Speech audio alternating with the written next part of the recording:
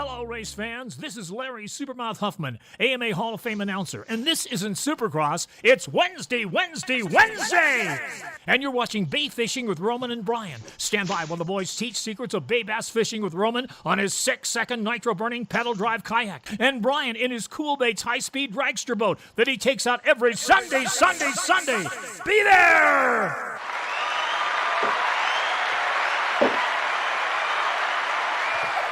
Shoo! What up, everybody? Welcome to Fishy Hour. Let's go. Hey, Brian, how's it going? Roman? I'm never sure if I'm on or not. You're always gonna be on. I'm starting to get on with you in split screen. From this day henceforth, we shall start the broadcast together on the same screen. Hey, well, how's it going? Pretty good. Pretty good? All right. The guys in crypto are probably a little nervous today, but pretty good. Let's go. That's right. Let's go. May 11th. If you're already down, don't sell nothing. All right. So, how's everybody doing today? Let's see who's in here first. First, I got 5 Gill Fishing. Is that Dan? I think it's another Dan, right? Dan is 5 Gill Fishing. Is that Dan? I'm trying to remember if I can remember the name. I think you're right, Dan. Dan, right? 5 Gill. Dan. 5 Gill. I think 5 Gill Fishing just got a kayak, by right? And okay. Whose kayak I think it is. Got. Welcome. Thanks for being the first guy in here today. Nice job. If you want to be first, make sure you hit subscribe and make sure you hit that bell button so you get a notification when we're live. That said, as I was saying that out loud, I was thinking to myself, dang, I didn't post it in the Discord. So I'm going to post that in the Discord real quick while Brian lets you guys know what we have scheduled for you guys. So as always, we've got some announcements, club announcements to make at the beginning of the show. Got a lot of good announcements, some cool things coming up. We got, and then last week was results. So 2 weeks ago, we were opening up the Spotty mailbox and answering your guys' questions. We're going to continue with that. So I've got probably, 20 good fishing questions in here that you guys submitted. So me and Roman are going to hit those topics and see if we can answer your questions. Some are a little weird. So let's hope they don't rile up Roman again. Oh, no. Give them to me. I'm ready. All right. So we're going to be answering your guys' fishing questions again this week. Perfect. Hopefully we can answer most of them. But if we can't, we got a whole chat full of people right here that definitely can. Hopefully Coach is on, because I think there's a few questions Coach might have to answer that I have no clue. Very cool. Awesome. Okay. So I just posted it in our Discord. Or Kevin. So it is good to go. All right. And then we got PB shout-outs at the end. Got a lot of good submissions this week. You guys have been out slaying. What's going on? Awesome. Okay, so it's out and it's ready. So 5 Gill Fishing, Dan, thank you for jumping on today. That's the first comment. I get the first like to Oscar636. Let's go, Oscar. I got Spinning Rod Rebel Marvin in the house. What up, Marvin? Welcome back. Marvin. Doug Stingray 07, welcome back. Mr. Eric the Judge Lehman, Carl, let's go, Carl.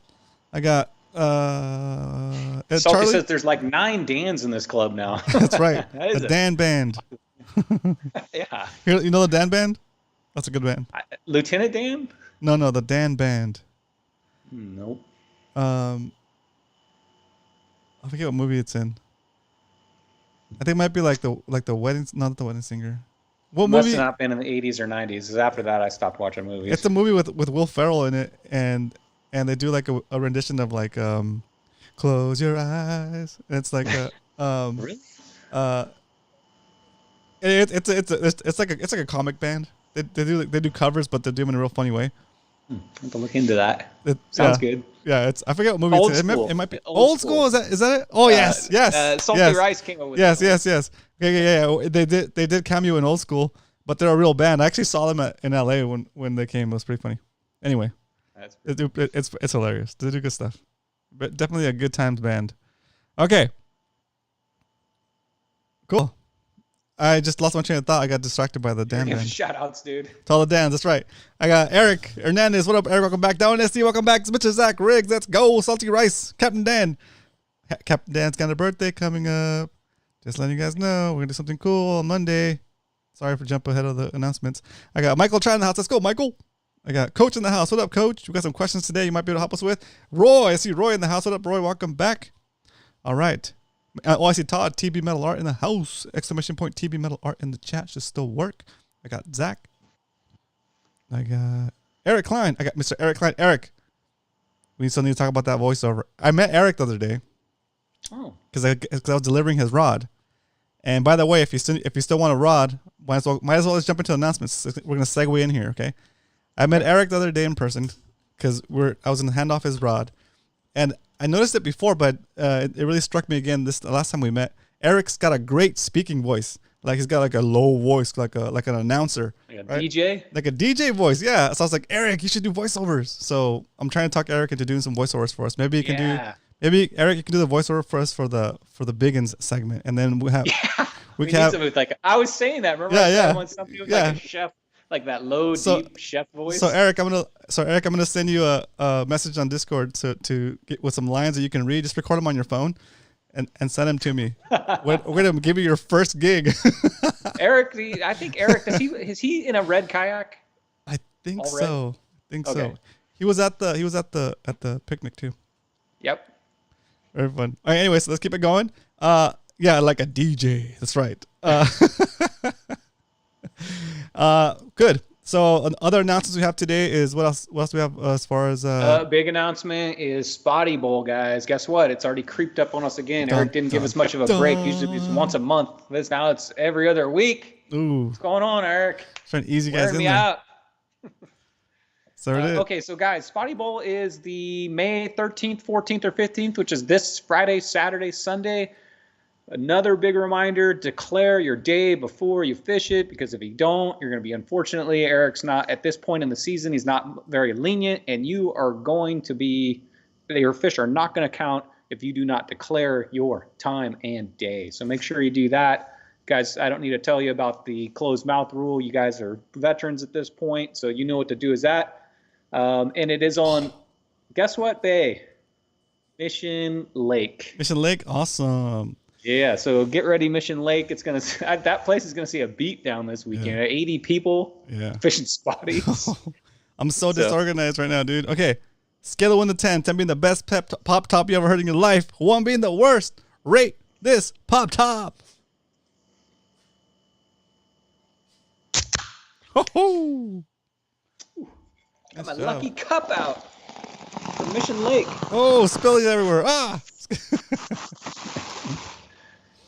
Ace of spades, lucky cup, lucky outfit. Very nice. A 10? Oh my gosh. The Beau Belay. All right. Type in the chat what you're having tonight for this episode of Fishy Hour. What are you drinking? 11? Come on. Come on. Thank you, Ralph. Man, Captain Dan.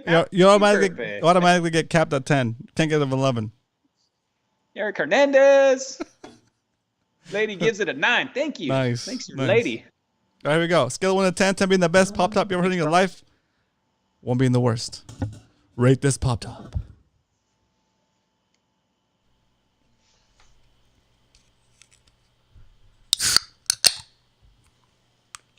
Not bad.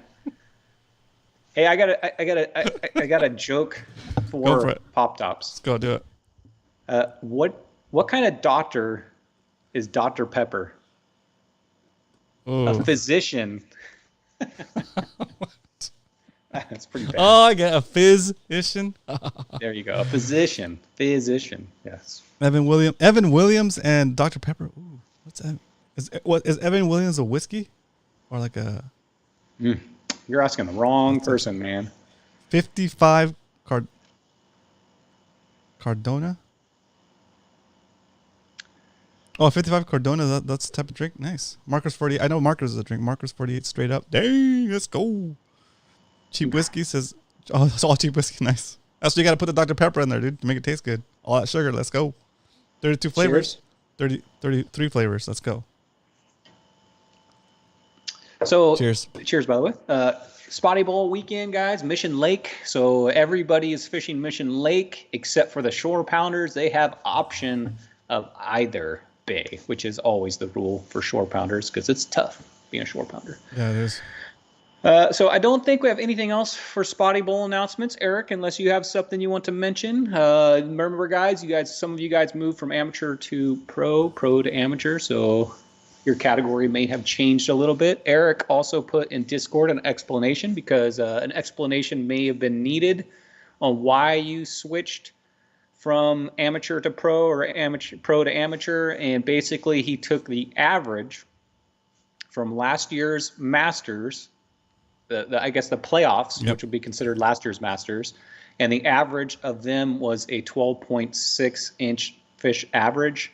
So he figured he took last year's numbers, averaged them out, and that's how he made these three categories, by last year's numbers. And I know this year's numbers, some reason you guys have gotten a lot better at fishing, so this year's numbers are a little bigger. It's a little harder to win this year. So next year, Eric says it's on like a scale. He may change those numbers next year, and he said he may even add an extra category. So that's the only explanation I could give, is this year was based off last year. Very nice. Very nice. And if you want to see the exact numbers, they're in Discord in Fishy Hour questions. He gave a good answer. Nice. Next announcement is Islander trip. One spot left, Roman. I'm not sure if there's one spot left or not. Last night, I mentioned it on Monday. Did anybody grab a spot on Monday? That's the last spot. Let's see. Right now we have Cal, Leonard, Zach, Mr. Zach Riggs, and Mr. Salty Dangler, and myself. We have one spot left, I think. If you want to go and you're interested, want to check out all the details, you're not only going to get the usual like 2.5 day trip, but Mike over at Fish Village is putting together he's putting together a Z-Man Baits package. I don't know exactly what's going to be in the package. Probably a bunch of Ned rigs. Probably, yeah, right. Probably a bunch of Ned rigs or just probably. I'm thinking maybe like a binder, but I don't know what it is, so I can't say. Maybe some. But he's got a connection with Z-Man, which is awesome, and he's going to be putting a little package together only for the 6 of us that'll be on this trip. So you get a little extra perk for being in the club, for being a MMFC member, and doing this trip. So there's one spot left, I think. If you're interested, you want to scoop up that spot, it's going to be a 2.5 day to SEI. And it's a mothership trip on the Islander. It includes food, includes snacks, includes, I think you can buy beer. I'm not sure. Can't remember because I don't drink that much. I don't drink, so I can't remember if I had to buy, if I bought beer. But I think you could probably buy beer on the boat. But it includes your meals. I think they have a fountain drink set up right there, so you can drink as much soda as you want. Yeah. Just bring your insulin if you're diabetic. And it's cool. They put your kayak in the water for you. They give you bait. They come out with a dinghy with the little, what are those called? The little boat tenders. They come out and get your fish for you. You bring your radio with you, and you kind of call in if you need something, like if you need water, if you need ice, if you need them to come pick up your fish, if you need more bait, right? And you don't want to make your way all the way back to the boat. You just radio it in and say, hey, I'm over here around the island, on the left side or north side or whatever. Can you come bring me bait? Or can you come tow me in? I don't want to get. I don't know if they'll tow you in, but anyway, it's a cool setup. It's like the ultimate in kayak fishing adventure, besides like Cedros, I guess. Hey, do I look bitter? It's a third of the price of Cedros. It is a third of the price of Cedros, and it's gonna be cool. It's an awesome event. It's an awesome thing. Anyways, if we get this these 6 spots booked up and done, then I have Mike's commitment to doing a full-on 20-spot charter. That means we'll take up the whole Islander. Yeah, that'd be with awesome. Only MMFC members. Okay, so I'm paying my way. I'm paying the full price. Any discounts that he offers me, I'm going to pass it on to you guys. So I'm not trying to profit off this trip. It's just another thing for us to do to have fun. And if that interests you, there's one spot left. Okay, you get to be the one that comes back and tells everybody else, hey, this is amazing, right? So if you want to learn more about that, it's the dates. Who asked that? Down in SD Roy. They are 6:30, June 30th to July 3rd. Yep. So not very far away. 6:30 to July 3rd, and it kind of worked out that was the week that we had sorted out for the Cedros trip. So some of us already had time off already had planned to take that time off, and you're spending a lot less than you would on the Cedros trip, like Brian said. It's gonna be a good trip, guys. It'll be fun, and we'll get to be the ones to experience the trip first, and then come back and tell the club how it was. I'll be making, of course, a video on it, and my focus on this trip is mostly to get like good content, get a good video, and I'll be kind of mostly following you guys around and trying to document you guys catching fish. So if that interests you, that's another little perk that you guys can throw in there. It's gonna be fun. Pro tip on that: when you get those bag of Z-Mans, don't mix those with other plastics. Oh yeah, they turn into goo. Yeah. I don't know what's the material Z-Man uses. Some other manufacturers, but keep them in their case of Cayman. Cal said MMFC is gonna punk the other anglers. That's funny. Did you guys look into the kayak rental rates? I didn't, Michael. That's a good question. We will. I need to call like maybe Fastlane, see who else rents them. Also, we might not even need to rent them, guys. I might need to borrow somebody's Outback or somebody's passport. So if you're not going, I'm gonna hit you up. Otherwise, if worst case scenario, I have my Kraken. My Kraken. See ya. Release the Kraken. Okay, so the link for that is ! Oh wow. Do they allow Old Town kayaks? Old Town is not like the PA, right? That's smaller. I think so. Give me the model of the Old Town, and I'll tell you, because I think some of those Old Towns get pretty wide.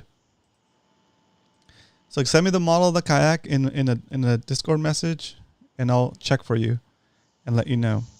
Okay. I'm trying to remember what the link was for this. If I made a shortcut. No, Salty. I don't think I'm going to be able to make that trip. Sorry. Fish Village. Let's see. Here we go. Let's put the link in the chat now.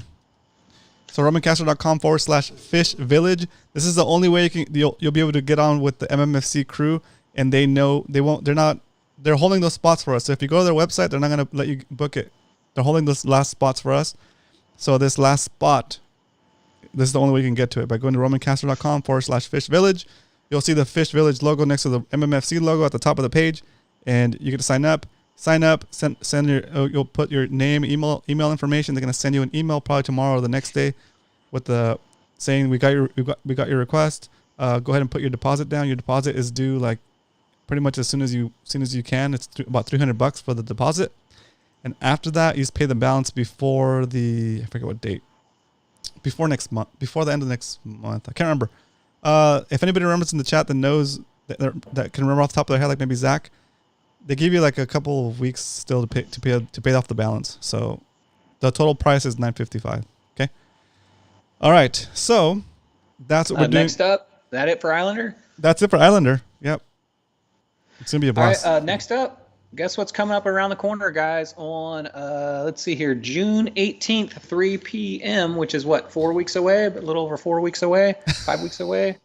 We have the CCA banquet coming up at the Portuguese Hall on June 18th at 3 p.m., and we have 8 spots left at our second table. Cool. Real quick, Salty, thanks for typing in the chat. 6/3 is when the balance of the deposit is due for the trip, so you have until next month to pay it off. You can, when they send you the invoice for the deposit, you can pay the whole price if you want to, or you can just pay the deposit to hold your spot. It's $300 and make payments on it until the date. All right. That same link will work for you to make payments on it. They'll keep track of it, and then you can put in a couple of, you can plan for it better. Right. Okay. And that's probably how I'm going to ask them to do it when we do the full trip on our own with the whole boat. I want to try to get them to approve it, create the page like they did for us now, and so that we can get in on the trip way ahead of time, and maybe make payments on it along the way. That way it's easier for you guys if you want to pay for it a little bit at a time. Okay. Cool. Yep. All right. So back to the CCA banquet. Let's go. I guess it's not a banquet, right? It's the Apps and Taps event, which is kind of replacing the banquet that we went last year. And I got some hot tips. I got some hot intel burning a hole in my pocket. Yeah, sure. I got some hot intel coming in hot from one of the CCA meetings I had this week. It sounds like we're at the VIP tables get a bag of goodies. So not only will you get your CCA membership renewed or started if you don't have one yet, and you get beer and appetizers. You get to be at the VIP table. Let's go, right? You get to actually have a place to sit. Everybody else has to be out there walking around, all wandering around, meandering, holding their beer at their chest, walking around trying to figure out where to stand. And you'll be chilling at a table with a place to sit. That's right. And I think, I'm not sure who our butler's going to be yet. So wait to hear on that. But since we have 2 tables, we should have 2 butlers, right? Yeah, and you're gonna get like a swag pack with a bunch of stuff in there. That's like for all the VIP spots are gonna get a swag pack. So some of the stuff that's gonna be in there. I think one of the spots is gonna have like a pretty nice little like what is it called? Like little. It's like a little growler. It's not. I don't know what brand it is gonna be. It's gonna be yet, but it's kind of something like this. But maybe like metal. Maybe yeah, it's metal. It's kind of like a thermos type thing, yeah. And I think some other goodies. I'm not sure what they'll be, but we'll see. Maybe we'll even figure out. Swag bags are awesome. Yeah. So don't remember. There's always a sweet raffle they have too. It's true. They have raffles. They raffle off tons of good stuff. So it's gonna be fun. You're lucky enough to win one. Yeah, exactly. It's gonna be fun. And yeah, if you want to go, you want to take one of the spots at our table, at our VIP table. It's $100 per spot, and we have at this point, I think 8 spots. Yeah, we have 8 spots left. Table 2. 8 spots left at table 2. Table 2 and table 1 will be like right next to each other. We'll have good spots. So a mega table. Yeah, let's have the mega table and come represent. Wear your MMFC gear and and it's gonna be a blast. So good as far as that goes. Yep. In the chat, if you're going, say you're going, so I know who's going. It's not a. You don't. It'd be awesome to have 2 full tables, guys. Is when the MMC represents. I mean, the other clubs are like, who are those guys? Because we're not really a newer club, but I guess we're kind of a newer club. But our club is growing and growing and growing, and we're making a presence at these events. So yeah, so awesome. Represent. What up, Muto? Muto's here. So Mission Fishy Co in the house. Let's go. So watch the show tomorrow at 7. What's up, Cal? Check him out. Muto looks like he's going to buy his ticket soon. Okay, perfect. Cool. Awesome, Muto. Thank you. And then, yeah, if you guys are, I don't want to put Muto on the spot though. If anybody if any other people that want to put some loot in the swag bags for the VIP table, for the MMSC VIP table, I'm open to it. So you guys know, okay? I think I might be able to make something happen. We'll see. Yes. we're not gonna commit, Brian, but like, hey, like this, because yeah, we'll talk about it. But yeah, dude, that'd be awesome. And I don't want to commit you on the show, but you know what I mean. It's an opportunity for any other vendors or companies to have a direct interface with anglers that are actually out there catching spotties every gosh dang day. Muto's gonna do Let's it. go. And I'm gonna do it. Muto, let's go. Swag bags let the floodgates open. The CCA table. Let's go. So if you want to get a hold of these swag bags that are gonna be at this point, the swag bag is the value you're getting. The swag bag, the the membership, right? The food. What else? The good times. The butler. The chair for your butt. Wait, our butler's Kevin, right? I don't know. I'm bringing my roller skates, Kevin. I want to see his roller skates. Our butler, that's so funny, dude. That's so funny. Anyway, cool. All right. You were guaranteed Kevin. I don't know why you say who. That's so funny. Cool. All right. Very cool. Yeah, that's the plan, guys. Is that the final announcement? Or we have one more? No, we have one more major, the Ooh. biggest announcement of the night. Dun, dun. Major announcement. Hold on, Get check this ready. out. Hold on. Next Monday, on Fishy Hour, we are celebrating Captain Dean's birthday. Damn, bam. Okay, so next Monday, we're gonna take the first 45 minutes to hang out with Captain Dan, and he'll be joining me through Skype like Brian does, and we're gonna be talking about boat etiquette since we touched on the topic last week or this week, maybe I forget when. We talked a little bit about boat etiquette and how to be a good boat butler. Okay, I don't like the term that people use, boat B, ITCH. right? No, I can't stand that. I can't stand that. So the MMFC way is going to be to call somebody your boat butler instead of your boat bee, right? Now there's like boat mate, yeah, or whatever, right? And then so we're going to talk about all of the norms as all the norms of the fishing industry when it comes to like being a guest on somebody's boat or being a captain on somebody's boat and having guests, what's expected of you as well, right? Since Captain Dan has held like I think it's like a 5-ton boat captain's license for like 30 years. I don't forget how long, maybe even longer than that. So Captain Dan is like seasoned, experienced captain in big water and little boats too, right? But mostly big water. But he understands the scene. He understands how it works, and we're gonna be talking about it on Monday. On top of that, we're gonna be celebrating his birthday. So yay! So big shout out to Captain Dan. Happy birthday. And we'll do some more of that on Monday. And his actual birthday, I think, is on Wednesday. So we'll even mention him again then. So Captain Dan is an awesome part of this community. He's one of our cornerstones in MMFC. And Captain Dan's always been super supportive in everything I've done. And I'm talking about before Fishy Hour, before I started a YouTube channel, when I was just doing a spearfishing podcast. That's when I met Captain Dan, like back in the day. So Captain Dan, thank you so much for always supporting what I do and just being an awesome part of the community and just getting it. Thank you. 100-ton license since 1976. That's right, 100-ton license. Dang, is that 50 years? No, that's 45 years, right? Yeah, dude. Something like that? Yeah. Wow.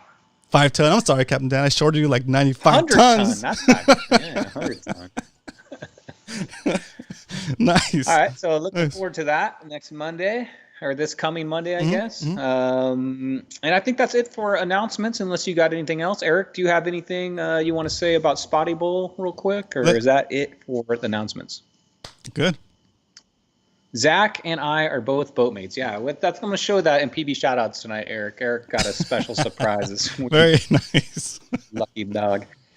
Okay, and from there we're gonna go right to our fishing questions. If you guys are new to the show, thank you for tuning in. Wednesday is when we and Roman talk about bay fishing primarily. I'm a bay fisherman, Roman bay fisherman, and that's primarily what Wednesdays are, bay fishing with Roman Bryan. So we're gonna try to answer some bay fishing questions. I wanted to give an update though on this, Roman. This is my 3 weeks ago. I think I bought this. I've been trying it out. It's the BFS Bait Finesse System. Oh yeah, reel. I remember that. And I know since I've bought this and talked about it, I know Muto's bought one. I know Eric's bought, I think, 2. Maybe Zach, did you get one? So people are starting to get into this. My first reaction, because I've fished it 3 times and I fished it during Spotty Bowl this time, is that it works awesome. It works awesome for the lightweight baits. It works awesome for the slow pitch jigs. I think it really falls nice and smooth. Talking to Muto about this though, it's right out of the box though, guys. Don't expect this thing to vertically fish perfectly because it's going to backlash a little when it hits the ground, or even going down, it kind of gets ahead of itself. So you have to work on the braking system on these. Don't expect take it out of the box, throw it in there, and the thing to be the best thing you've ever used. You've got to work on it. It's got, my particular one has a magnetic braking system and a centrifugal braking system. What I was talking about with Muto with it is there's 6 clicks inside of this one. Each one's a little different, but in this one, start out with it at its highest resistance and then work your way backwards. So if your brake system's at a 10, start at the 10, work your way to 8, 7, 6, and then when it feels like it's falling smoothly, it's not backlashing, at 0 resistance, then go 1 click less and go all the way to where it does not get ahead of itself. My initial this thing's awesome, Roman. It's working really good for me. It's not much of a casting one. I can cast it, but it's not the best casting, but it's perfect for me for vertical fishing. And the only other complaint I have about it, Roman, is that the drag system on these is really weak. So I don't recommend these for going out and hooking the big calicos or anything like that. They only have 7 pounds of drag, and the drag system's pretty weak, but they're good for vertical fishing. I'm giving them a thumbs up. More reviews to come on this. I see. Jesse said he bought a cheap one from Amazon for like $30. Are you talking? Are you talking about a reel, Jesse? And yeah, they sell a Cast King BFS. Cast King makes it. I don't know if it's 30. I know they make one for 50. Maybe it's a different one. That Eric bought that one too, and Eric. I think you said you liked it. Mine was a little more expensive. That you're gonna pay for the Shimano. Yeah. I think Muto got the Scorpion too, which is even one model above that.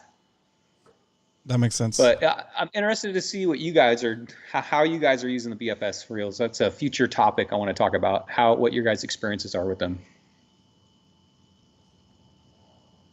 Yeah, sorry, I was kind of going through. Yeah, Zach mentioned that he misses emojis. Yeah, we got to get more people in here, guys. If we're trying to get the emojis back, we're at 400 and something subscribers. We need to get to 1,000, and then we'll be back in it. Be back in the game. Let's see, we got. Yeah, if you guys do hit the like button, it does share it out to more of the community that's already subscribed, and that'll help a lot. Like and comment, please. Yeah, the comments also help us. So. All right, so. What we're going to do tonight is what we were doing a couple weeks ago, which I'm going to reach into the spotty mailbox right back here. I got a good comment here. Joe Hamilton says, "Do they make a BFS spinning reel?" The whole purpose of the bait finesse system on that is, Joe, if you missed it when I first introduced that thing, is it has a very lightweight spool. They have drilled it out as much of the weight as they can. It's a different spool is what makes that, and it's a lightweight spool that the line will come off smoother. BFS spinning, they're all BFS. All right, cool. It depends what line you have on there. Very nice. SD Fisherman, who was asking about the seat to the? I forgot. I didn't put the link in here, dude. It's got to put exclamation point VIP seat. Let me see if this works. I don't think I've created it in this. Oh, I don't think I've created it in this channel. How are you guys liking those cheaper BFS reels? Are they working for you? I'm wondering, are they saltwater rated also? Just curious on those. Since it's kind of new to me, the BFS. This is my first one. Yeah, spinning is already BFS. That makes sense.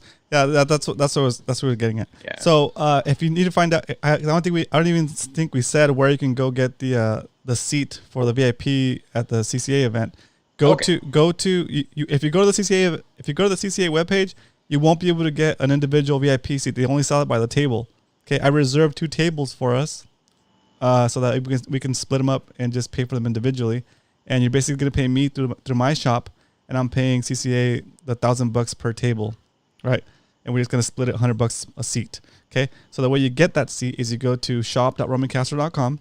At the very top, right under all of the logos for all the different products we put out, you're gonna see it looks like the side of a beer cup with some writing on it, and it'll say like CCA apps and taps. Okay, you go through there. That's how you would purchase a seat. That's how we know how many we have left, and that's how we're keeping track of it. Okay, so once you go to that, I'll know your name, and I'll know to add you to the list that I'm going to send to CCA once I get the 2 tables paid for. Okay, good talk. Can't wait to that. That's gonna be fun. Yeah, it's gonna be cool. Maybe we can get up on stage and do a live comedy act. Me and you. Yeah, just do dad joke battle. We do a skate off. You bring your skates. No, dad joke battle. Dad joke off. That would kill. That would kill, dude. That would kill. Man, there's a lot of talk about the BFS. I'm glad you guys. Cal. Okay, so you've got just the spool to upgrade your Tatula. That's awesome. Oh, that's I know they sell kits that you can transfer. I'm really curious on how that works, Cal. Let me know when you get a full review of that, how that's working. Put that in Discord for me. Let's start a BFS Discord thread. All right, let me reach into the mailbox here and grab our first question. These are questions that you guys submitted, so hopefully me and Roman can answer these. I'm just going to randomly select in here. Alex Norton, 2021 species champion. His question is, Roman, this is a good one. Fish handling, safety-wise for the fish and the angler. Any advice on fish handling for the angler and the fish? That's a good question, Alex. Thank you. That's a super good question. You want to start that one out, or you want me to? There's so many aspects to cover. Okay, I'm going to say one. All right, I'm super guilty of this, and this is very harmful for the fish, especially when I'm shore pounding. When you take that fish and you lay it on that concrete, or you lay it in the dirt, or you lay it in the sand, it's spotty bull. We're trying to get that picture. But the less you handle these fish, the less you let them hit that sand or that dirt or the weeds or the grass or your kayak deck, the better. Remember, these fish have a slime on them. that it basically protects them from bacteria, from everything in that water. And anytime we make contact with that fish, we affect that slime, and we allow for a possible bacteria or infection or anything to happen to that fish. So fish safety, we want to try to handle them as nice as we can and as at least amount as we can. Yeah, I'm gonna add to that. Like your hog trough, wet it before you put your fish on there. That's gonna help. Also, some people like to fish with rags. When you fish with the rag and you grab the fish with the rag, that's sucking up all of that slime off of it. So try not to fish with the rag. And that comes from like inexperience of not knowing how to lip the fish, right? And that's always been one of my pet peeves when I was a beginner. People used to rag on me for shirt lipping. I call it shirt lipping, because I would wear long sleeve shirts and then I would put the sleeve over my thumb, right? And then we're gonna pretend this mask here is the bottom jaw of the fish, okay? And it actually has a similar shape, okay? This is the jawline. This is where the teeth are. And the soft part back here, under here, is the fish's throat, like the fish's skin, right? Or underneath it's like, say, chin. Yeah. Exactly. This is his chin. This is under his chin. And this is rigid, and this is soft, and his gills are back here, right? So when you're a beginner and you see the fish, you think like lip a fish, and you do this, right? You put your finger right on top of the teeth, and if that fish moves, it's gonna shred your thumb. So as a beginner, nobody tells you this, that you should be lipping the fish by pinching your own finger like this on the soft part, and then running your thumb, the side of your thumb, on the inside of its jaw like this. See that? Is it hard to see? No, I can see it perfectly. So you're basically the fish is hanging on your lure, right? So you land the fish, you bring the line up. I'm gonna switch screens real quick. Sorry, Brian. You're holding up the fish by the line. It's hanging there with the hook in its mouth. If it's on the top lip, you're good, because usually the bottom lip is open. So you open the bottom, you get the bottom lip, you lip it like that. You stick your thumb inside, you grab it behind the teeth, and pinch it against your index finger's knuckle here, and now you have the fish there. And you take the rest of the fish's body with your other hand and lift it up. So you're supporting the weight of the fish, and you're not getting cut up, right? Because you're actually, the fish's sharp teeth are actually in that little gap that it makes between your thumb. See that? It's kind of hard to see. There it is. You see that? Yep. Okay. And you're actually touching your own knuckle here with the tip of you're touching your own knuckle with the tip of your thumb like this, and you're making this little hole here for the jaw to live in. And the side of your thumb is actually touching against the side of the back of the fish's teeth, right? And that's gonna make it to where you get less damage, right? So that's like the best way to lip it. Nobody taught me that when you're getting into it. The people like to see like cut up fingers. I get it. It's cool. It's cool, but like Dave Rich just said that's a badge of honor. It is, but like it's only a badge of honor for a little while, and then once you've had that thumb a million times like me, you're like, oh, I'm so done with that. Yeah, I mean, I totally get it. It is a badge of honor, especially when you're starting out. But I've seen some crazy pictures of infections. Oh, that gosh. Remember Jacqueline? Oh yeah, Instagram. Yeah, dude. She had a multiple. She was handling, I think, a Mac or something in a bait tank. Yeah. And she got just a little poke, and that little poke turned into like a red spot, which turned into an infection, which turned into like multiple surgeries in the hospital for a long time. Almost lost her hand. So I was going to get to that as far as angler safety. Guess what? We have SD Fisherman just bought his spot for the CCA. Let's go, baby. Let's go. Good job, man. Nice, dude. You. See you there. Get it done. Thank you. If you guys, so what's that make? 7 spots left. I think there's another person that went through too. Let me see. Options. Thank you, SD Fisherman. Thanks for supporting the CCA. Okay, so that's how to protect the fish, handle them nicely as we can. We even implemented a rule this year on Spotty Bowl about sticking fingers in their gills. I know some of the experienced anglers know that kind of calms them down a little bit and makes them lay flat, but we don't want to put that risk of damaging their gills, and we don't want to getting an infection in there. So we made that rule just to protect the fish. Next thing for the angler safety. Oh, we got Muto coming through too. Muto came through with this spot for the thing. Nice. Thanks, Muto. 6 spots left, guys, for the second VIP table. That means we're going to be at least, 14 MMFC members deep. I want to see if any other clubs show up with at least 20 members, dude. Nah. We got this. Yeah, we got this. Oh, wait, we got this. We got this. Fish for okay. So if we're talking about spotties mainly, because that's mainly what we're doing here. There's a couple spots in the spotties you got to be really careful for. First thing you're gonna notice is they pop those gills out. Yeah. And right behind those gills, they twist, and there's a weapon. There's a barb right on their gill, and that is what they're trying to do. They're trying to stick you with that so that you don't handle them. You'll notice a spotty right when you put it down. It curls up, opens those gills, and it's like it's weapon. Yeah, it's trying to like hammer you with it. Yeah. So new spotty. I mean, to protect yourself, watch out for that. That's their that's like their primary weapon, right? That, and also on top, it's got these. The spines. I don't know. Was there 11 of them?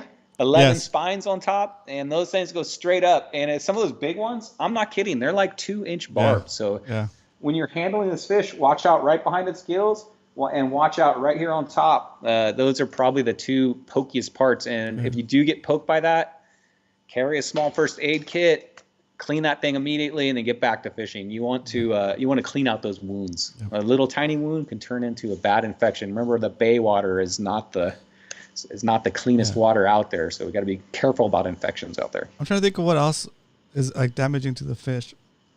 I see people do this too, like where I kind of mentioned a little bit where they lip the fish and hold it up just by the lip, holding a fish vertically like this is fine because it's hanging by the lip. It's not really putting any kind of torque on the jaw. But if you do this, and now the jaw's facing down and the fish is hanging out, the whole fish's body is again supported by that little ligament right there on its jaw. That's gonna mess up the fish. You know, it's gonna put undue strain. If you didn't hold him up vertically or horizontally, use your finger on the other side just to like hold up his butt, basically. Hold up his butt up. Yeah. Behind the dorsal fin, so you still get a nice fin for the picture. But doesn't break his jaw. Yeah, exactly. Hook removal, that's another big thing.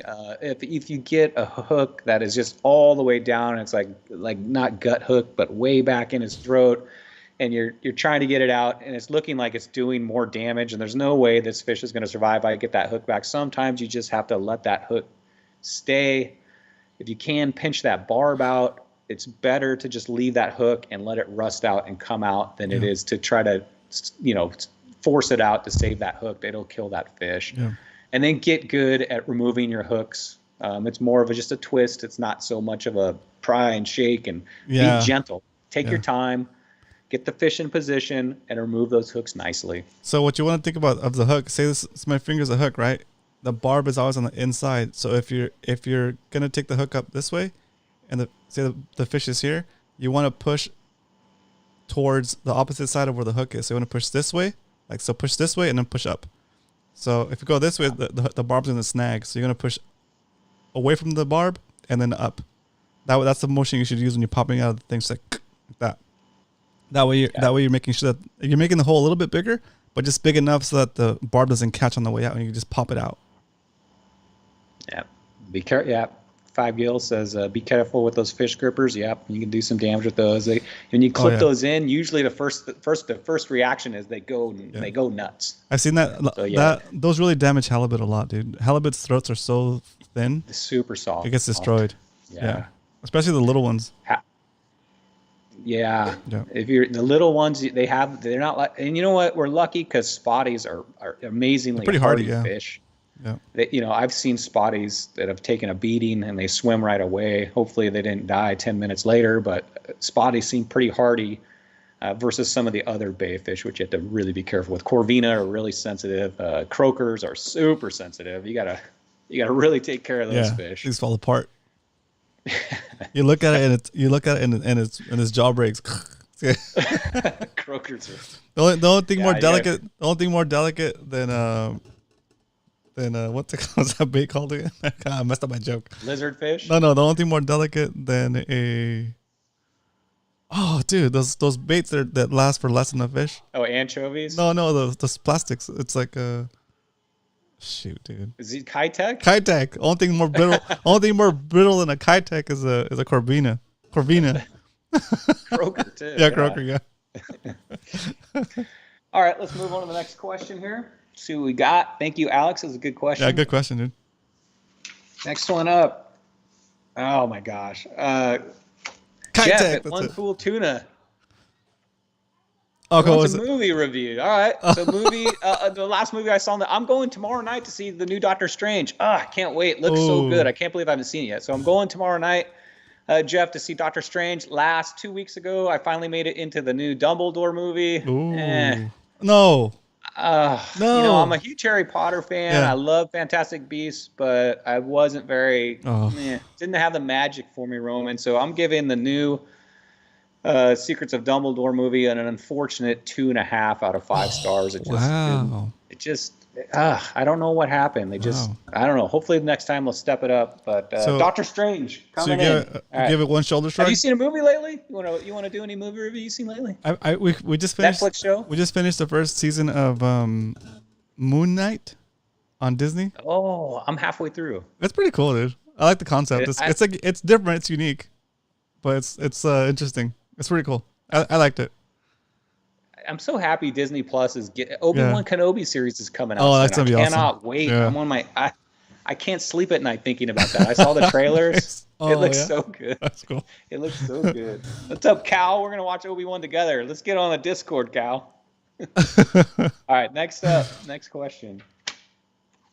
Peter 22 asks, what rod power / reel gear ratio for a crankbait? Ooh, good one. And he has a follow-up to it.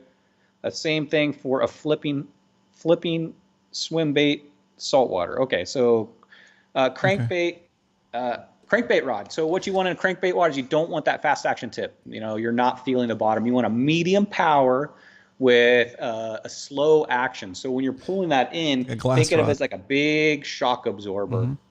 You're not really like, it's not a sensitive tip. So you want a slow action, medium power, so it's working as a big shock absorber. So when that fish does hit, you set that hook, it has a lot of play, like a big shock absorber. You might even use mono for that, but I use Braid, fluoro leader, and I like a big cast, so I go with a longer rod on my crankbait, which would be like a 7.6, 7.8, maybe even 7. I like a longer rod on those.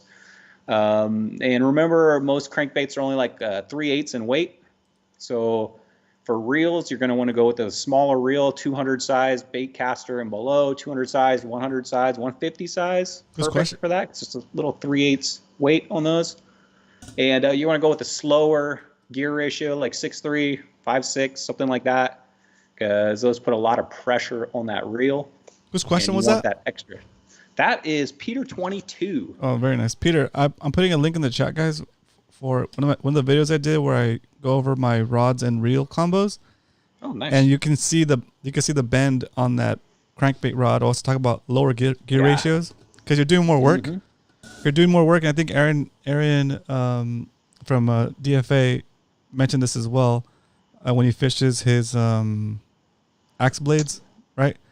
Is that he wants to get a reel. He uses a reel that's got a lower gear ratio because otherwise it tears up the reel because it's doing so much work, right? Yeah. So you want a lower gear ratio for sure. Lower gear ratio, I'd say 6.3 or lower. Yep. Most of these offer a 6.3 or a 5.6. That's probably good. SLX offers, I think, a 5.3, maybe it's 5.6. Oh, hold on. Very nice. Zach said Obi-Wan MMFC outing. Is that a movie? The Obi-Wan Kenobi series on Disney Plus. It's just like Book of Boba Fett, right, Mandalorian. Okay, I thought it was a new movie coming out. Okay, so that'd be cool. I'm down. Hey, I know somebody that has a huge home theater, Muto. That's fine. A bunch of random people show up to his house. You're like, get out of here. I walked into that thing. I was like, dang, you don't have any kids yet. Brian's like sizing it up. Like, how many heads can we fit in here? That's right. Oh man. There's different crankbaits. You got your deep diver. That's going to put the most pressure on it. Those are like the 15 to 20 footer. You got the square bills, the 1 to 8. But I would say get a longer one so you can get that big cast. The more water you can cover, the better. Yep. And get a small enough reel where you can cast about a 3/8 bait, because that's about the average weight of those things. Very cool. For flipping one, I like a fast action tip, same type of reel, and a shorter rod, because you're just flipping it 50 feet maybe at most, so a shorter rod for that. You have anything else on a kayak experience for that as far as flipping goes? For me, I'm standing up, so I'm flipping in this motion. I use like maybe a 6'8". What gear ratio are you using on that? On the boat? When I'm flipping, I want the fastest possible. Yeah, me I too. want that thing to Me too. flip it, Yeah. hit the bottom, burn it in, flip it again. So I'm using the fastest thing I get, 8-to-1, whatever, Yeah, 8-2, whatever they'll give me. Yeah. So same thing, especially like for those of you guys that don't have pedals, you have like a paddle.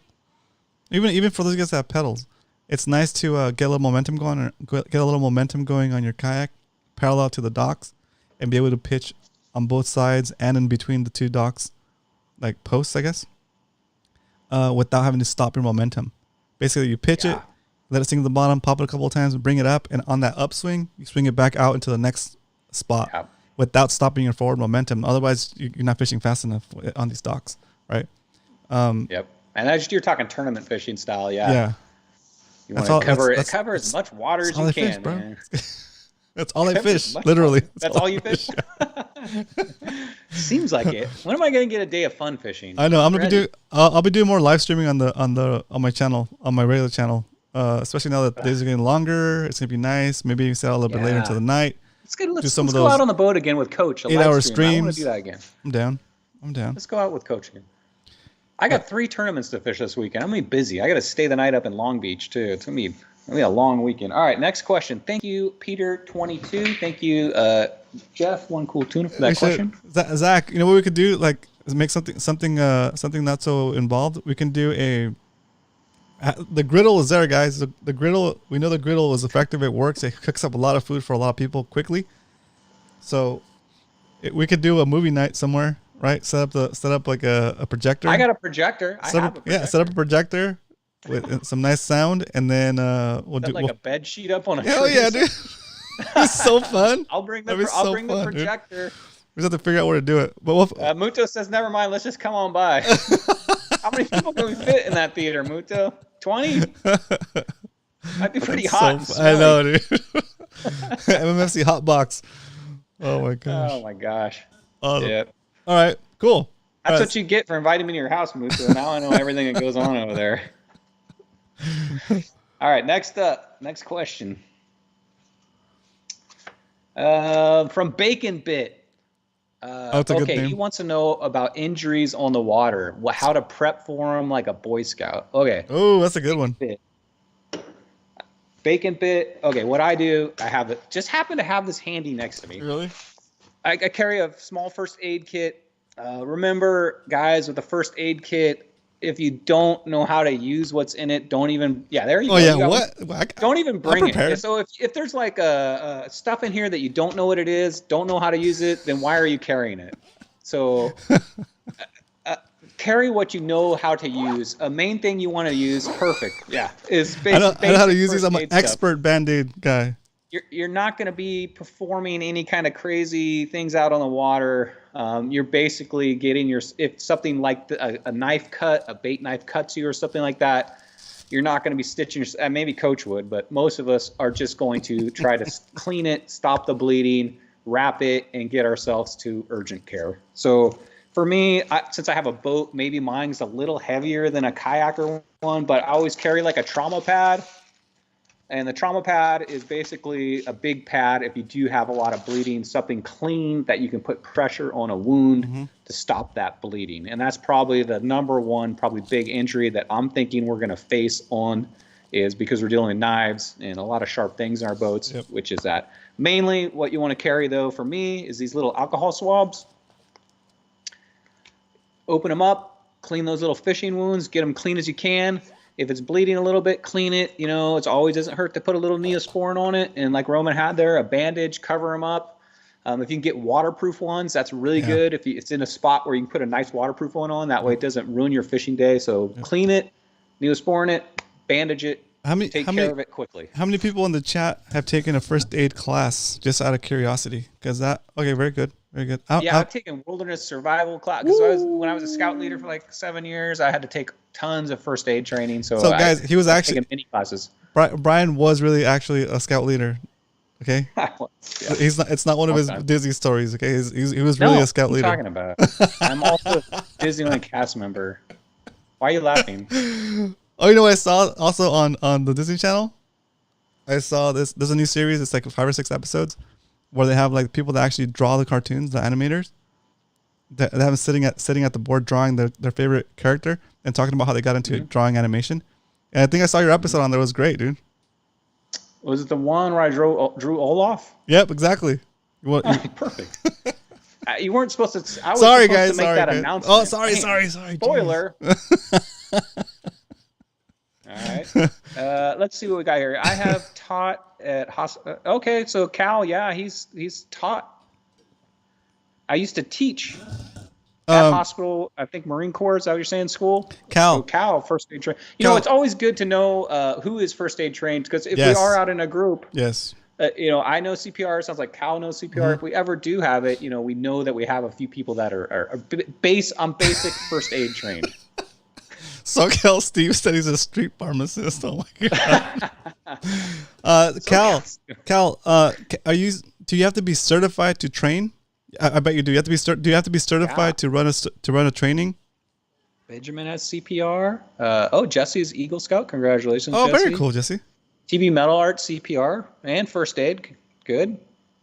First aid courses, spinning around. So a lot of you. That's That's good. You never know when that is going to come in handy. You know, especially CPR training, us being on the water. The class, guys, is usually only a few hours long, and you never know when you might be in a situation to save. Very cool, guys. A family member's life or somebody else's. I would recommend taking a CPR class. A lot of them too are very inexpensive. Maybe we could throw an MFC class together. That'd be super fun. That would be very cool. Yeah. CPR. What's the long at the Holiday Inn. I'm not CPR cert, but I did say the Holiday Inn. That's so good. Who said that one? That was good. I had somebody tell me once, I don't know if you remember the show Punky Brewster, but there's a show Punky Brewster where she saves like her aunt or something CPR, and they're like, yeah, I know CPR. I learned it on Punky Brewster. Nice. That's cool. That's so good. Yeah, so first aid kits, don't carry around a lot of stuff you don't know how to use. That's the first mistake that people make, is they've got all this huge first aid kit. They look into it and they just don't know it. So you might carry things like maybe if you get headaches, like ibuprofens, that's easy, or sore muscles. You might carry a Dramamine for if you're going out on a big boat. You might need some Dramamine, but just your basic first aid kits. You're only going to be handling hopefully small cuts and wounds. All right, I want you guys to put together your first aid kit for your kayak or your boat. And I want to see a picture of those in the general Discord, just to give each other ideas on what to throw in there. And yeah, guys, I'm going to add to that too. Okay. These things stay if you store them in your boat like I do. I went to use a Band-Aid not too long ago, and those things expire, guys. You'll go out to use that Band-Aid, and you put it on. It has no stick left in it. So you have to go through this stuff. You can't just let it sit in your kayak and boat for 2 years and expect it to work the day you do it, because those Band-Aids, they will lose their stank, Roman. Interesting. Their stink? And stank. Their stank. Their sticking power. Duct tape and super glue, all you need. Bacon Bit, excellent question. Thank you. Yeah, we're almost 8 o'clock here, so I'm going to do one more, and then we're going to move to PB shoutouts, okay? So good stuff, man. How are you guys liking this segment? There's so many. Look at how many questions I've got. What did we answer? 3? Yeah, we're gonna keep going. I'm enjoying answering these mystery questions. Okay. It makes it a little bit easier on us too, and it's actually putting out some great conversations, guys. Good ideas. All right, so Happy Skunk. Happy Skunk wants to know how to fillet a trout. Oh yeah, I'm more at your catch and release, but I have been on many camping trips where I've had to do this, and usually when I go on a camping trip, I'm cooking the whole fish, like wrapped in tinfoil, right? Do you scale it though? Do you scale it first? Now, what I do is I go right behind the gill. Mm-hmm. First of all, you cut it right down the belly, right? Straight down the back of the belly. And then you cut the head almost all the way down, just past, it's at the spine bone. And then you take the head, and when you pull it out, it pulls out all the guts with it. So that's cool. Slice it. I don't know how to do this. I know what you're talking about. Down the middle. Yep. You take the head, slice it halfway through that head, and then you grab the head and you pull it, and all the guts come out with the head. And then you want to have some water to wash it out. Yeah. Then you put your, cilantro, butter, lemon, whatever you put in there, wrap that thing in tinfoil, put it on your campfire, boom, you're ready to go. And then once it's been in there for like 7 minutes, open that tinfoil up and just pick it away. That's for camping. That's what I do with a trout. Very cool. That sounds awesome. You know what I recommend? If you want to work on your filleting skills and you don't want to wreck a fillet, you don't want to wreck an actual fish you're trying to fillet, how you practice, how you get the feel for it.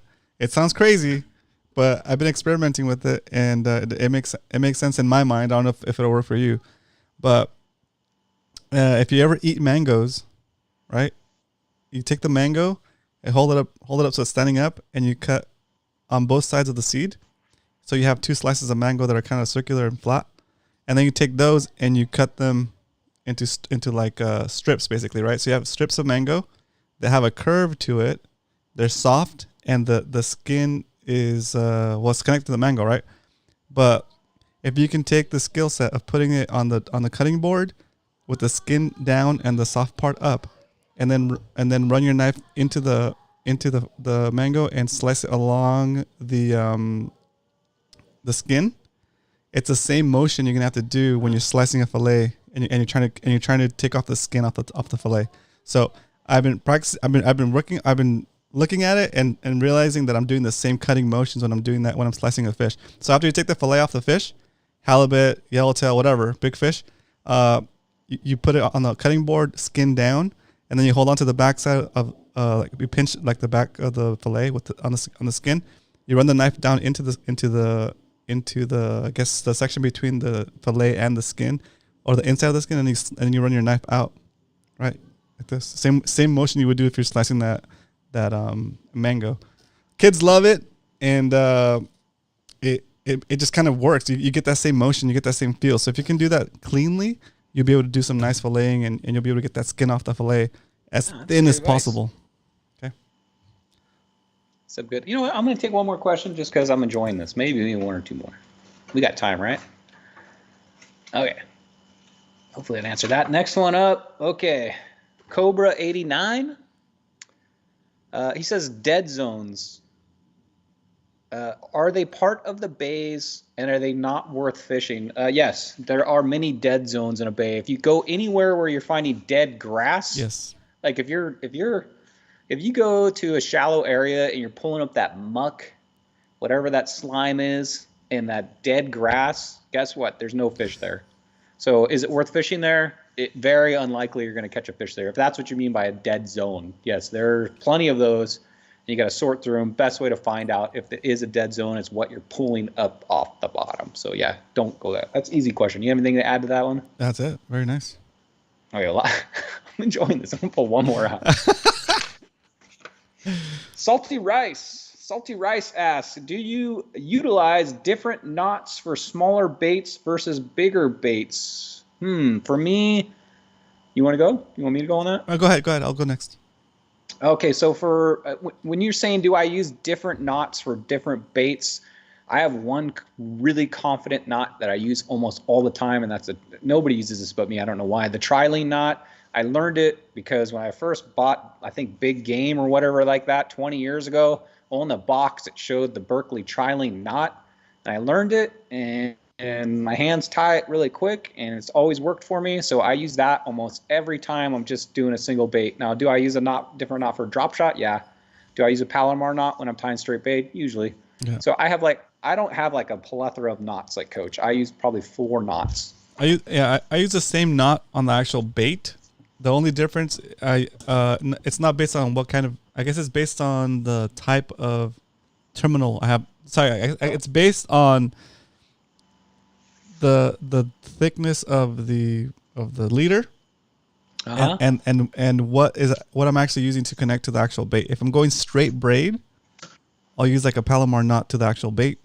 If I'm going mono or fluoro, I'll use a San Diego jam knot. When I'm joining my braid to my leader, if it's under 10 pounds, I'll use like a uni to uni knot. But if it's above 10 pounds, then I use the FG knot, because the FG knot, when you got to torque it down in order for it to like really cinch up, and when you're doing that with light line, you end up kind of popping the line because all the brute strength. So, but yeah, those are my two. Those are my four knots. I do not use the FG knot. I am not confident in my tying skills on it. If I sit down in my garage and do it, yes. If I'm on my boat, no. I use the Albright knot just because I'm fast at it and I haven't had any problems with it. I know it's not as smooth through the guides, and then trialing knot, very rarely Palomar knot, but sometimes, and uni knot sometimes. But when you tie a knot, do you ever use straight braid to your lure? Never. Well, not never. A-rig I do. What knot are you using then?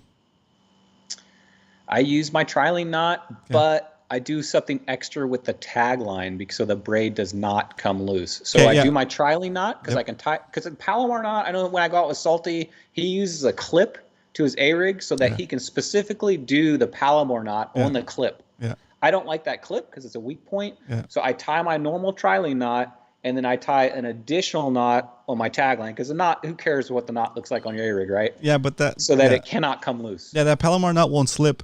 That's the benefit of it. And you could do it. You could do the Palomar knot on an A-rig. You just got to do a big loop. You know, you tie the first knot. Difficult. You have a giant loop. You have to put everything through there and like chandelier. But it can be done. The clip is I like using the clip too. I like the clip with the swivel so it doesn't get tangled up. You can do an additional knot with your tagline, lean a long tagline, and then just do an additional knot on the tagline is what I do. But the fish might see it, bro. It's always looking at a freaking coat hanger going through the water. All right, I love answering these questions, guys. Thank you for sending them in. If you do have any questions you'd like us to answer on Fishy Hour, we have a Fishy Hour questions right in Spotty Bowl Discord and also MMFC. Please submit questions. I enjoy this, Roman. Did you? It's fun, I think it's a great segment. I have tons left. Don't go anywhere. We have an announcement. Oh, PB shoutouts. One more spot has been acquired by Mr. John. John, thank you for doing that. You're in. I got your cool, John. Your reservation. See you there. Very nice. We are down to how many? Like 75-pound clip, Salty. 75-pound clip, though. I don't know if that's. When you lose that A-rig, I'm gonna say, see. It's all good. It's all good. All right. All right. Very good. Very cool. All right. I'm gonna go to my screen share, Roman. Okay. And we'll move on here to PB shoutouts. PB shoutouts coming up. Brought to you by insert sponsor here. PB shoutouts is where we take and honor and shout out members of the community who took the time to take some pictures and send them into the show to share that stoke of being out there on the water and catching fish for all of us to enjoy and just have a little bit of that stoke from watching you catch these fish. So where's my button? There it is. Ready? Ready. So you ready? A little split, little air instruments. Here we go.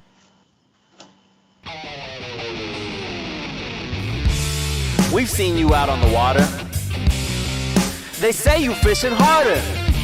I guess we'll find out this week on our PB Shoutout!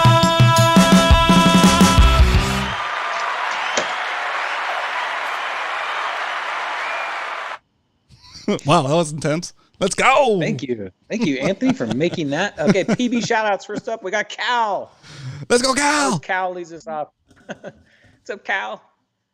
All right, first up, you don't know who this guy is? Guess what? That's Eric the Judge, layman, owner of Ramona Automotive. Thank you, Ramona Automotive, for donating most of the money towards the side pots. What is that, like a 10-inch calico?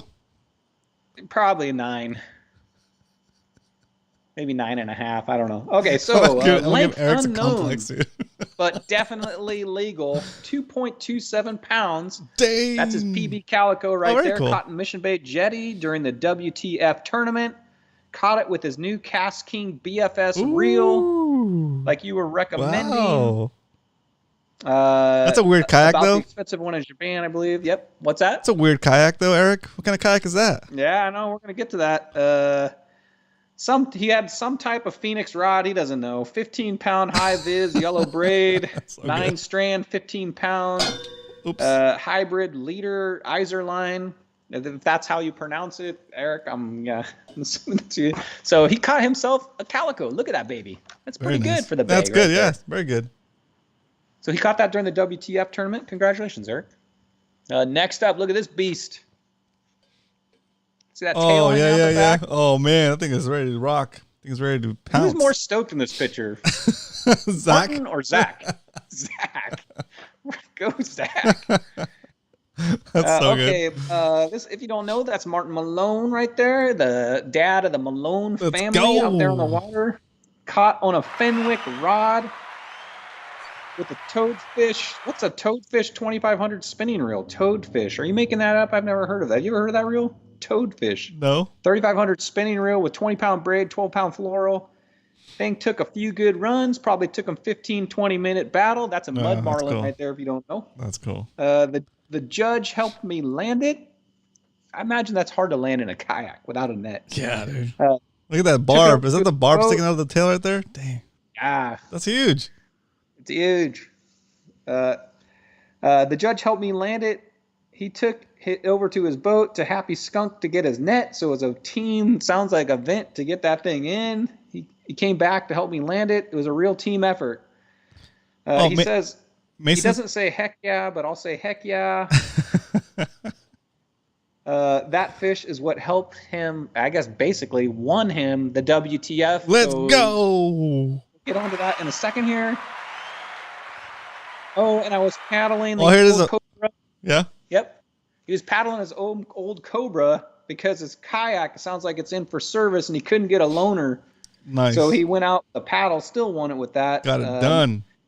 He left his tackle box up in Big Bear, so the only Dang. gear he had was stuff he bought at Dana that morning, which was a 3/4 ounce chartreuse. I think he means warbait with a curly grub tail on it. Very nice. And he says, "Look at the joy on Riggs and Eric's faces. Too cool." That's awesome. That's so cool. There's the official weight on the scale: 20 pounds. 20.65 pounds. That's a big boy right there, man. Is that where he hooked it on the tail? That had to make it even harder, Yeah. I imagine, because that thing's like full strength Yeah. pulling away for 15, 20 minutes to get that on. That's good. Ugh, you see right here? Don't touch that point right there. Yeah. That's where that barb is sticking out. Ugh. Let's go. Let's take Careful with this. that's one single. That's a crazy weaponized fish right there. You got it. And Wow. so guess what? There they are, the winners of this week's WTF event this weekend. Congratulations, cool. guys. That's Mark Malone there. Now they are, I'm sorry, Kevin. You got to wear that thing for a month, but Kevin and Lane had to pass that on to the new champs. You got They to will be sporting that at least till the next event. Yeah, you gotta wear it everywhere, dude. That was good. I like how Kevin. I like how Kevin and Lane actually wore that thing around. That was perfect. That's the whole point, right? So That's right. that's what makes it more Champ, fun. man, you got to represent. Yeah, right? you gotta walk around with it like that. That's so good. So funny. Yeah. If you really take it to the next level, you get your own entrance going, right? That's right. That's right. Okay, cool. next up, congratulations, guys. Next up, we got Sean here. Oh, Look at dang. that sucker. Whew, that's a big one. Okay. So if you guys don't know Sean, he fishes from a skiff mob out in full motion right Let's go, there. skiff That is mob. Sean. So me and my buddy Joey Basson, he's talking about, have been waiting to hit the bait barge on the skiff. He told me to make sure I bring some heavier gear. I broke out my brand new Scorpion 301 Monster Drive on a Phoenix Ultra Swim Bait Classic rated 1 to 2 ounce with 50-pound braid, 30-pound seagar. So he was monster hunting. That's so good. Using a 3/4 ounce war bait with a 5-inch tug of war. I love that name. Tug of war baits. That's pretty cool. Painted by War Paint Customs. That's awesome. I love that name of that bait. I've never heard of that. My very first cast, My very first cast, I hook on to this after 2 retrieves. I told myself, Jewy, he's got a big, I can't say the word he typed in, tank. It's a family show, Sean. You can hear the excitement though. That's so funny. He It's a tried to frickin' whale. get it underneath the structure. That is the problem with a bait barge. You don't know what's down there. Yeah. Tried to get under the structure, but the scorpion had him pinned. I brought him up with the heavier gear. Glad I wasn't using my spotty rod. The sand bass was 20 inches. I thought it was going to be the first cast cursed, but it wasn't because Joey saw me rope them in all night. 10 sand bass over 17 inches and 1 spotty. Wow, what a night. That's fun, dude. So I broke the first cast curse and ended up being a good night for me. Told Joey to cast where I just was. He hooked up for his PB sand bass, 21 inch, back-to-back PBs. Man, what a night. That's cool. You know, the bait barge at night, man, that place is a lot of fun. That's awesome. And the cool thing is we both got to share the stoke together. So congratulations, Sean. Nice fish. Very nice. And here's his buddy. That's Joey Basson. Let's go, Joey Basson in the house. I think the person that's most on PB shoutouts right here, Joey. Hey, Joey, thanks for taking the time to introduce your friend to the show and also submitting your photos to. That helps a lot. Thank you. Yeah, I've known these guys for a while. I say hi to them all the time out on the water. They're always out skiffing around. So if you see those guys, wave to them. So good. That's Joey. He's just basically saying the same thing. Went out to the bait barge Saturday night with his buddy Sean. He went out there, caught a 21.5-inch sand bass. Didn't have a scale, but I'm sure that thing was 21. I'm guessing that's probably a 4-pounder, Roman? So probably good. At least. He caught it on a Tranx 400, 60-pound Seaguar braid, 50-pound fluorocarbon leader, and a 1.5-ounce hookup bait, brown and gold. Congratulations. Awesome. Damn. You guys are at nighttime at the bait barge. That can be a fun time. I know Eric and the Yak Ninjas go out there on like Thursday nights and tear it up. Yep, nighttime at the museum. It's got all those lights too, which makes it nice. You know what I mean? Yep. It's like pulling up on a casino, right? Yeah, once the wind dies down, it's so calm, man. It's really nice. Yeah, and it's vertical fishing. It's a lot of fun. All right, next up, look at that baby. Alexis, it didn't Hallie, change. It didn't change. Oh, there it goes. If he's on Discord, he is car salesman Alexis. Congratulations, Alexis. That's what I said, right? Alexis. Yeah, sure. I was fishing on my day off. Let's go. I hadn't rested for a while, so I decided to buy some new jigs to treat myself. I casted a few times on the new jigs. On my third cast, I felt a tug. Oh, what? But I didn't know what it was. I kept reeling. I felt it felt slightly heavier, and I pulled it towards the shore. When it was closer, I could not see what I had because of its camouflage body. Yeah, when they're in shallow water, those things are camouflage. When I was able to distinguish what it was, I was super stoked. I think that's his PB halibut. Congratulations. So he caught it on a Daiwa Coastal rod with I think he means Daiwa Coastal reel maybe, and rod with a left using 6-pound mono. Yeah, there you go. That's super cool. Lightweight. Yeah, very good 15 setup. gram micro slow pitch at Spanish Landing. Yeah, nice job, man. Did he go immediately back into the store and buy the rest of those lures? No, because I think Cal's already bought everything in town. Cal and Salty Dangler own every slow pitch jig in town. They're gonna start their own shop. Eric too. That's so funny. Okay, next up. Let's go, Carl. We got Carl. Look at that monster. Okay, so it's not a monster, but Carl says, okay, my first in-tournament bass trifecta. And I'll show you why. Okay. Sand bass, calico bass, spotted bay bass. That's the trifecta. There's a category. That's cool. In the last, so he was proud that he was able to get all 3 fish, caught on several different lures, caught near the 4 rock pole markers, which is the ABC rocks. Yep. What's your favorite ABC pylon, Roman? The one on the one furthest away from the mouth of the bay, I guess you can see. Like, is it the A one? The C wouldn't. Isn't C? It's a D. Isn't it start it's a D. out as A it's a D. closest to the mouth? There's actually 4. There's A, B, C, D. C guy. A, B, C, D. I like the one that's next to the pipe.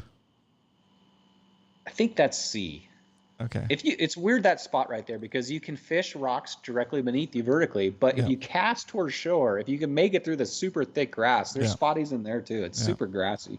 It's almost too thick a grass. Caught it using 8-pound line. He caught him on a lure called see if you can help me pronounce this. NED rigs? Ned rigs?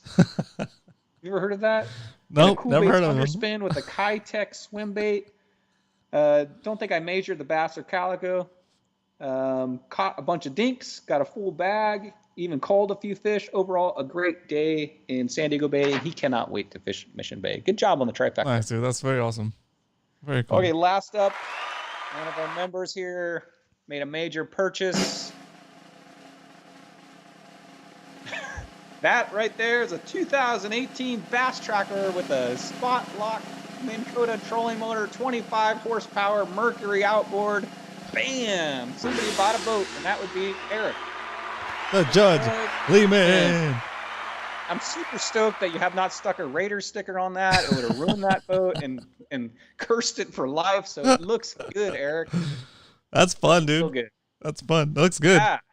I like it's got the saltwater rated trolling motor. It's perfect. Nice job, Eric. So I'm very happy you got that. You got a lot of fun in that thing. I know him and Zach are already their team. I think team trolling something. Yeah. And they're already out there fishing that thing in the tournament. So I'm gonna give you a few more pictures of his boat. Okay, let's do this. There's the inside. Look at that. Oh, so nice. Nice little casting deck up front. Mm-hmm.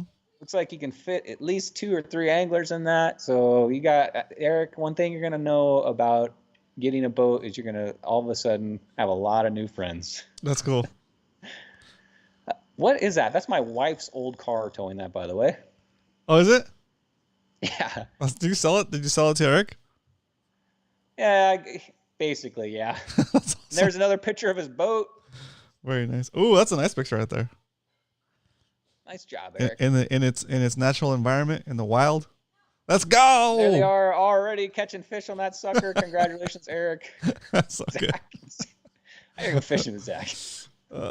That's so And I fun. took out my mother-in-law this weekend, and this is what she thought of San Diego Bay on Sunday. Why is it so windy?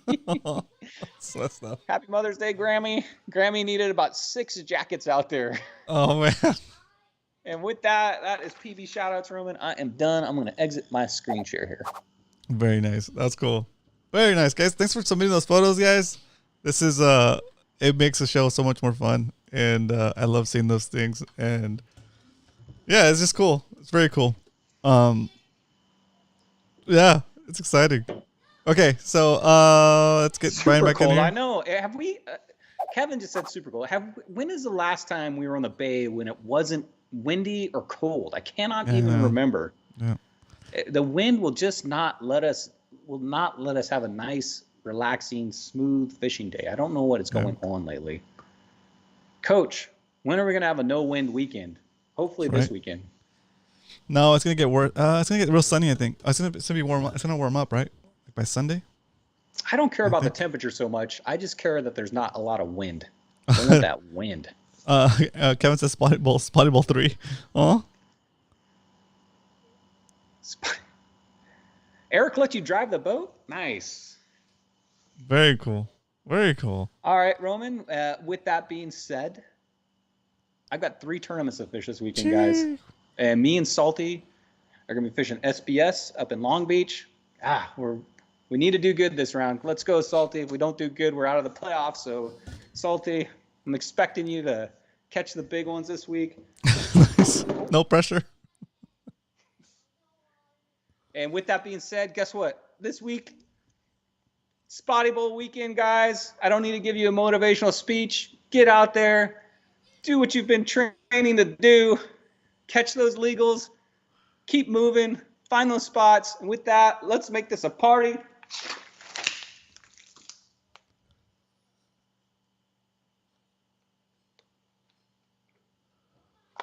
There you go, Kevin. I drank the whole thing. I'll be out there this weekend. Stacking grass, catching bass. I'll see you guys in the water later. Let's go. Nice job. Nice job, Brian. Thank you so much for helping us with the show today. Guys, today is the day where you can decide to get back out there and try to win. Even if you're not in the running for the full tournament, get out there and try to win one session. I'll be out there, I think, Saturday. So I'll see you out there. and it's gonna be a blast. So stay safe, get your first aid kit going, and I'll see you guys on Saturday. Might even be streaming it. I don't know. It's gonna be a blast. It'll be fun. So shout out to the guys in chat still, Mr. Zach Riggs, Peter86, Dave Rage, TB Metal Art, Captain Dan, Cal, 5 Gill Fishing Dan, Sea Samurai, at fishing_rep on Instagram, Submission Fishing Co. Check him out tomorrow at 7 p.m. at Submission Fishing Co. YouTube channel. Salty Dangler in the house. Thank you for helping me mod today. Also Eric and also Leonard. And I saw you, Salty. I saw you swing that band hammer on that dude or that spam account. So it's a good job on that, dude. Good job. Mr. Eric Klein, make sure you message me on Discord. I need your voice. Dave Rage, Iron Fish, John Esquivel. John, thank you for jumping into that VIP table, guys. We're down to 5 seats at the VIP table. 5 seats at the VIP table. We got Dave Rage in the house. We got Mr. Oh, did I get everybody? Did I get everybody already? I'm good. Oh, Mr. Eric Hernandez in the house. Thank you so much for jumping in and get to the end. Today, Mr. Dave Rage, Alexis, thanks again for coming back. We also got Joey Basson. All right, guys. You guys have a good time on Swatty Bowl. Good luck. Get them. Catch all the fish. I wish you the best. And remember, there's also side pods. Think about the side pods. Let's go. All right, guys. Good night. See you guys this weekend. Peace. Oh, yeah. Woo!